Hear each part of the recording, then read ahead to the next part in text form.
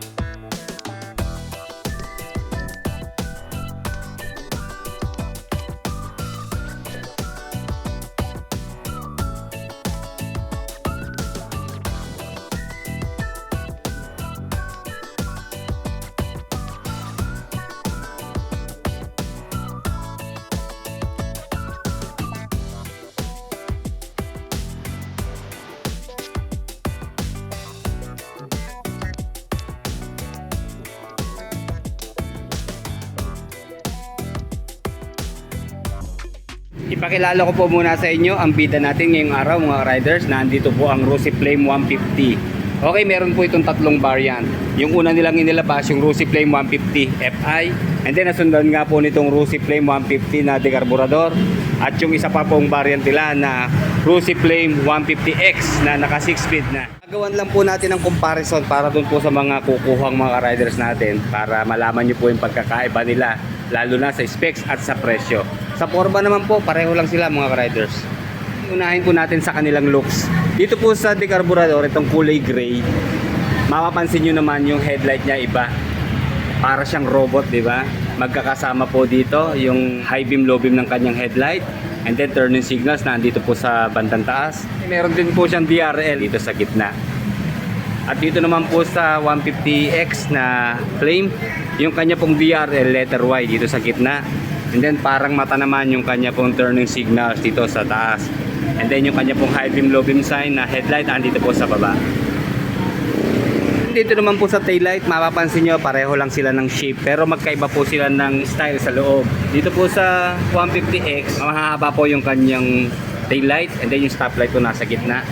At dito naman po sa Flame na decarb, yung kanya pong taillight nandito sa magkabila, and then yung stoplight po sa gitna.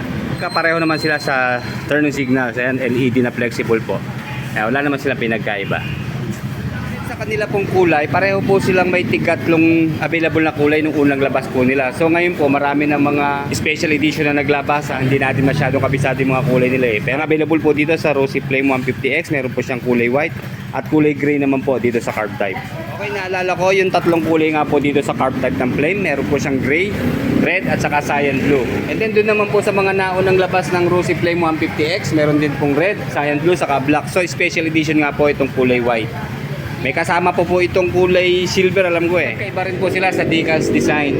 Mapapansin nyo dito sa 150X, kakaunti lang ang decals niya. Basta ayan, kulay blue, then black na kulay sa kanya pong brand, and then nandito po sa harap yung sticker po ng Rosy Flame 150X na kulay red and white. At dito naman po sa carb type, meron siya dito sa side profile na plain. Okay, ikot tayo. Ganun din yan, Euro 3 compliant, and then yung kanya pong brand na Rosy, hanggang sa telescopic fork meron po siyang tatak. Then yung kanya pong displacement na 150 nandito sa baba. Isunod po natin dito sa front tire ng Rosy Flame 150 carb. Ang ginamit na gulong niya ay yung Seiyun NJK, then tube type pa rin po siya mga riders. Taiwan technology. Okay, meron po itong size na 2.50 by 17. And then yung kanya naman pong wheels, naka-mugs na syempre, kulay black. Size 17 din po yan. At dito naman po sa Rosy Flame 150X, tubeless na siyempre yung kanyang gulong. And then meron po itong brand na Chaoyang, 70 by 90 by 17. And then nagkaiba po ng kulay ng kanilang mga mag wheels. Bronze po dito sa 150X at flat black naman po dito sa 150 carb. Sa front brake naman po, pareho lang sila ng single disc na meron pong dual piston caliper.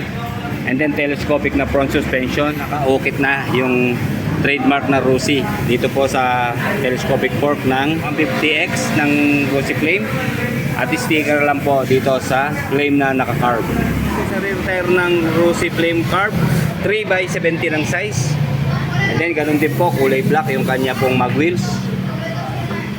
And then dito naman po sa Rossi Flame 150X, meron po siyang size na 110x70x17.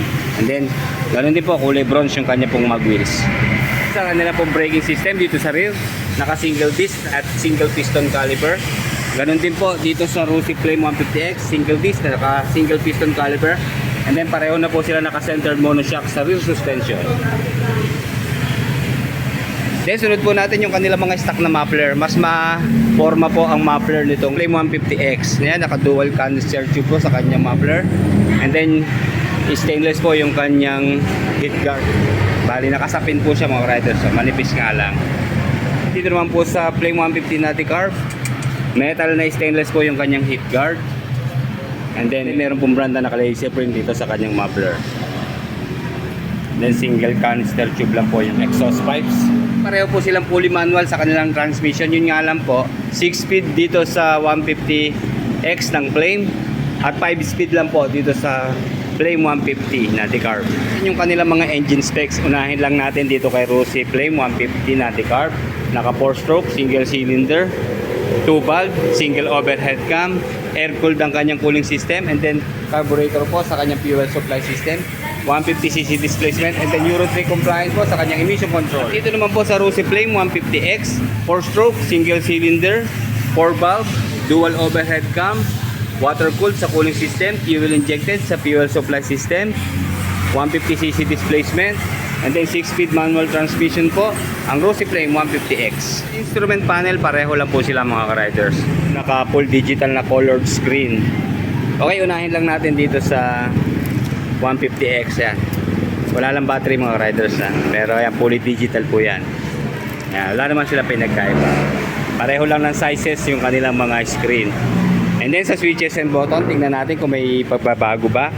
Okay, pareho lang mga riders yung kanilang mga switches and button. Dito po sa kanan, nandito po yung nagsosolo yung kanyang electric starter push button. And then dito naman po sa mga switches and button sa left side, nandito po yung switch ng DRL, headlight, and then switch off, high beam, low beam sign, turning signals, horn, at ganun din po dito sa kabila mga riders. Then meron siyang choke syempre, dahil manual po ito. So dito wala pong choke sa 6-speed na 150 Flame X. Dito po sa gitna yung kanilang mga charging port. USB type ready na po siya. Pareho lang po mga carb at dito sa FI na 150X. USB type ready na. Wala rin po na bago sa upuan. Hindi na siya in-upgrade dito sa special edition ng 150X. Brand na Rossi, nakatatak na. Pagkika yung kanyang logo. And then single tone lang siya mga riders. Wala na po siya mga tahi. Medyo makitid lang yung upuan. Magaspang naman yung seat cover. And then makapal din po mga riders. And then yung shape niya, pareho lang din po sila ng tapas mga riders. At malambot pareho yung kanilang mga foam. So equal lang pagdating sa upuan. Sa fuel tank capacity mga riders, wala rin pong nabago. Pareho lang sila na 5.3 liters. Yun lang sa fuel consumption, syempre mababago na. Dito po sa decarburador, 38 kilometers per 1 liter at nasa 52 kilometers per 1 liter naman po ang fuel consumption ng Rossi Flame 150X. At sa top speed po, dito sa 150X, nasa 130 kilometers per hour. At 105 kilometers per hour naman po dito sa top speed ng Rossi Flame 150 carb. Dito naman po sa grab bar, mas maganda ang grab bar ng decarburador ng Flame kasi meron po siyang nakabalot na rubber, oh. Hindi masakit sa kamay mga riders. Unlike po dito sa Flame 150X, wala siyang balot na rubber, basta baka lang siya, kaya mapapakapit tayo na madiin at matagal, medyo masakit sa kamay. And then sa dry weight, wala po tayong nakuhang confirm na timbang nitong si Flame 150X. Pero dito po sa decarb type na Flame 150, nasa 118 kilos po ang kanyang timbang. So sigurado hindi naman sila nagkakalayo, pero mas mabigat sigurado ng konti ang 150X ng Flame. Pareho lang po ng ground clearance, nasa 180mm at 770mm na seat height. Sa gear shift pattern dito po sa 5-speed manual transmission na Rossi Flame 150. 1 down, 4 up. At dito naman po sa 150X, nasa 1 down, 5 up. And then sa pillion footrest, dito po sa 150X, aluminum po ang ginamit mga riders. At dito naman po sa Flame 150 na decarb, bakal siya pero meron pong protection na rubber. Then pareho po silang 1 liter lang sa engine oil capacity. Sa po nilang pagkakaiba nga pala, wala na pong kickstart ang 150X ng Flame. At meron pa rin pong kickstart dito sa decarburador na Flame 150. Sa power at performance, unahin lang natin dito sa Flame 150 na decarburador. Meron po siya maximum power na 10.4 horsepower at 7,000 RPM and maximum torque of 11.5 Newton meter at 5,500 RPM. 16.8 horsepower at 9,500 RPM sa max power po ng Rossi Flame 150X. At meron po siyang 14.5 Newton meter of torque at 8,000 RPM. Nga pala, nalimutan natin mga riders ha, wala po silang ABS or CBS. Basta pareho po sila naka-disc sa front at rear sa braking system. Habang iniintay natin yung presyo para malaman natin yung price difference, iikot ko muna kayo at pakita ko lang po muna sa inyo dito sa Rossi Santa Cruz branch yung mga repo nila. Meron po ditong Rossi Classic 250, Rossi Breeze 150, and then Rossi Plus 150 na FI. Then sa likod ay mga pan-tricycle nila na Rossi Macho. Then meron din po silang Rossi Surf 125. Okay, nandito na nga po pala ang Rossi EB1 na electric bike. Meron tong kulay white, mukhang nakuha na. Then nandito pa rin po si Rossi Kraken 110cc. At dito sa kabila, siyempre Rossi Macho 150. Okay, nandito po ang Rossi Force 150. Naka 4 pad na po yan mga riders ha, naka liquid cooled. And then fuel injected. Then full LED ang lighting system. Rossi ADX 150. Ganon din po sila, halos pareho lang sila ng engine specs. 4 valve, naka water cooled, and then fuel injected. At katabi naman niya si Rossi Sparkle 150. Ganon din po ito, water cooled, electronic fuel injected. Then all LED sa kanilang lighting system. Full digital sa instrument panel. 2 valve pa rin po ito mga riders ha, pero tubeless na kanyang gulong. Naka mag wheels mga riders. At dito naman po katabi si Rossi Quest 125, ayan, kulay blue, Rossi Flex, Rossi Passion na parehong kulay dilaw. Ang inaantay natin yung FI version nito, wala pa po hanggang ngayon. At para naman po sa presyo ng dalawang motorsiklo na to ngayong August 30, 2025, ito po yung kanilang updated price. Sa cash price po ng Flame Carb, ayan, 54,511. At sa cash price naman po ng 150X, 75,000. So mahigit 20,000 pesos po ang price difference na itong dalawa. Kung sa installment nyo naman po kukunin, mukhang may mali. 3,000 po ito ha, ang down payment po dito sa, hindi po 300, dito sa Flame Carb. Then 4,000 naman po ang down payment dito sa 150X. Sa 36 month, 2,400 po sa Carb. 3,400 naman po sa 150X. And then sa 24 months po, 3,170 sa Carb.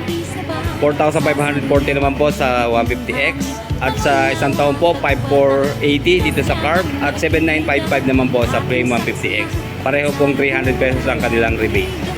Okay, ayan po ang updated price ng Rossi Flame 150X at Rossi Carb 150. Yun lang mga riders. Like, comment, and subscribe sa ating channel. Salamat po.